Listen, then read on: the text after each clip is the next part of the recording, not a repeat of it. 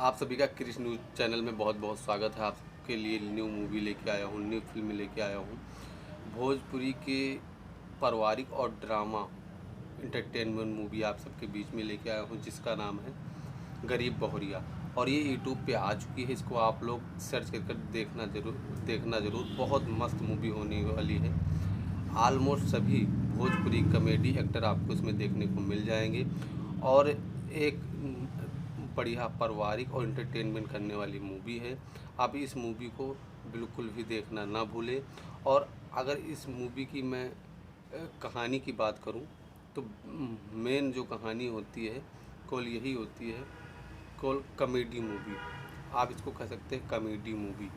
Best actress आपको उसमें देखने को मिल जाएंगे। ऑलमोस्ट सभी हमारे भोजपुरी के एक्ट्रेस जो कॉमेडी स्टार हैं सभी आप इसमें देखने को मिल जाएंगे। और एक अच्छी ड्रामा फिल्म मूवी है। अपने परिवार के साथ बैठकर इसको देखना ना भूलें।